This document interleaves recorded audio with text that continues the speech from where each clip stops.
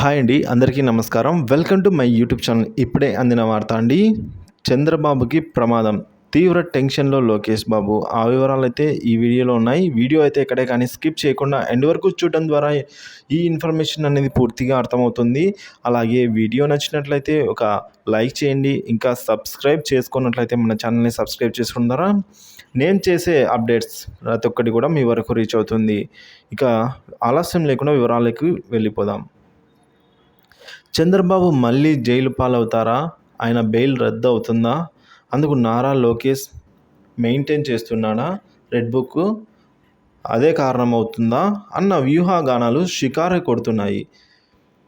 నిన్న సుప్రీంకోర్టులో స్కిల్ కేసులో చంద్రబాబుకు బెయిల్ రద్దు చేయాలని ఏపీ ప్రభుత్వం దాఖలు చేసిన పిటిషన్పై జరిగిన విచారణ తీరు చూస్తే ఈ అనుమానాలే కలగక మానట్లేదు. ఎందుకంటే ఈ కేసును సుప్రీంకోర్టు మే 7వ తేదీకి అయితే వాయిదా వేసినప్పటికీ కూడా విచారణలో జరిగిన వ్యాఖ్యలైతే కలకలాన్ని సృష్టిస్తున్నాయని చెప్పుకోవాలి. ఎందుకంటే ఈ కేసులో చంద్రబాబు హైకోర్టు సాధారణ బెయిల్ మంజూరు చేసిందని దాన్ని తాము సవాలు చేస్తూ పిటిషన్ దాఖలు చేసినట్లు ప్రభుత్వం తరపున న్యాయవాది చెప్పారు. స్కిల్ కేసులో దర్యాప్తు సంస్థ ఛార్జ్షీట్ దాఖలు చేసింది అని, ట్రయల్ కోర్టు ఇంకా దాన్ని పరిగణలోకి తీసుకోలేదని కోర్టుకు చంద్రబాబు తరపున సీనియర్ న్యాయవాది సిద్ధార్థ్ లూథ్రా అయితే తెలిపారు. అయితే హైకోర్టు ఉత్తర్వులను తాము సవాల్ చేస్తూ దాఖలు చేసిన పిటిషన్పై సుప్రీంకోర్టు మధ్యంతర ఉత్తర్వులు అయితే ఇచ్చిందని ప్రభుత్వ న్యాయవాది వాదించారు. ఇక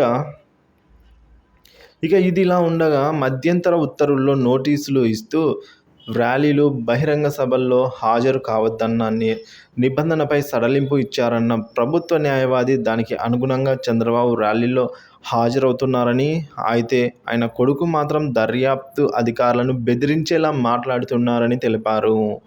తాము అధికారంలోకి వచ్చిన తర్వాత దర్యాప్తు అధికారుల సంగతి చూస్తామని చంద్రబాబు కొడుకు లోకేష్ బెదిరిస్తున్నారని అయితే చెప్పుకొచ్చారు. ఆ అంశంపైనే ఇంటర్లో క్యాటరీ అప్లికేషన్ అయితే దాఖలు చేశారు. సో మనం చూసుకోవచ్చు.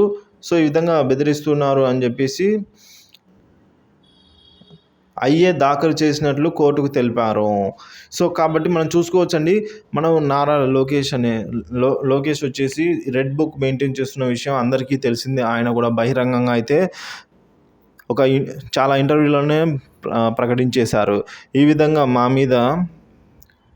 మా మీద యాక్షన్ తీసుకున్న వాళ్ళందరి మీద ఒకసారి దర్యాప్తు చేస్తాము, అధికారులు ఎంతటి వారైనా సరే, సో మొత్తం బయటికి తీస్తాము అని చెప్పేసి ఆయన రెడ్ బుక్ అనే పేరు వాడడం అయితే తెలిసిందే. సో చూడాలి అండి, రేపు ఈ రెడ్ బుక్కే ఒక కారణం అవబోతుందా చంద్రబాబును ప్రమాదంలో ఇరకాటంలో పెట్టేదానికి, లేదా మరొకటి కారణమవుతుందా, అసలు ఏం జరుగుతున్నది అయితే వేచి చూడాల్సిందే అండి. ఏపీ ఎన్నికల వేళ రోజుకు పార్టీల మధ్య అయితే ఈ విధంగా హోరాహోరీ పోటీ నడుస్తోంది. దీనిపై మీ అభిప్రాయాన్ని అయితే కామెంట్ రూపంలో తెలియజేయండి. Thank you for watching this video.